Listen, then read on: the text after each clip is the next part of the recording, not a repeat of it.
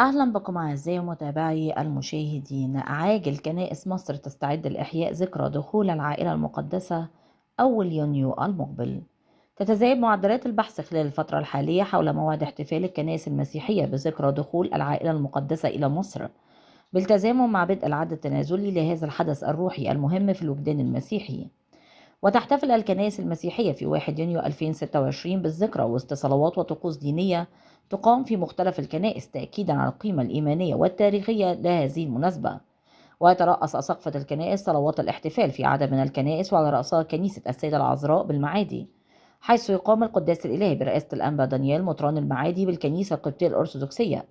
وتعد رحلة العائلة المقدسة إلى مصر من أبرز الأحداث الدينية ذات الأهمية البالغة في التاريخ المسيحي، استحمل دلالات إيمانية عميقة وتروي تفاصيل الأناجيل المقدسة وعلى رأسها إنجيل متى.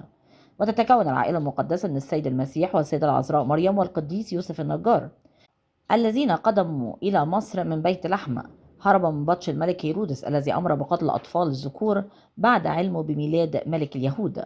مرت العائلة المقدسة بعدة مناطق داخل مصر شكلت مسارا روحيا وتاريخيا بارزا، ومن أهمها دخلت العائلة المقدسة مصر عبر منطقة الفارما بوليزيوم الواقعة بين العريش وبورسعيد بعد مرورها بغزة ومناطق شمال سيناء.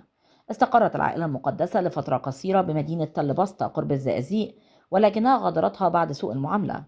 تعرف تاريخيا باسم المحمة اللي هي مسترد، ويقال أن السيدة العذراء استحمت فيها وغسلت ملابس السيد المسيح، وما زال بها نبع ماء ينسب لتلك الفترة. بلبيس مرت بها العائلة المقدسة واستظلت تحت شجرة عرفت باسم شجرة العذراء مريم، كما مرت بها أيضا في الطريق العودة. سمنود استقبل أهلها العائلة المقدسة بترحاب، ويوجد بها مجور حجري ينسب إلى استخدام السيدة العذراء، بالإضافة إلى بئر ماء يقال أنه بورك من السيد المسيح له كل المجد. وتحظى ذكرى دخول العائلة المقدسة إلى مصر باهتمام كبير من الكنيسة القبطية والكنائس المسيحية، لما تحمله من رمزية روحية وتاريخية، فضلا عن كونها جزء من مشروع مسار العائلة المقدسة الذي يشهد اهتمام متزايدا بإحياء وتطويره ليصبح مسارا سياحيا عالميا يجمع بين البعد الديني والتاريخي والثقافي. من فضلك لا تنسى الاشتراك في القناة، تفعيل الجرس على وضع الكل، وعمل لايك ليصلك دائما وأبدا كل جديد من القناة. شكرا لكم.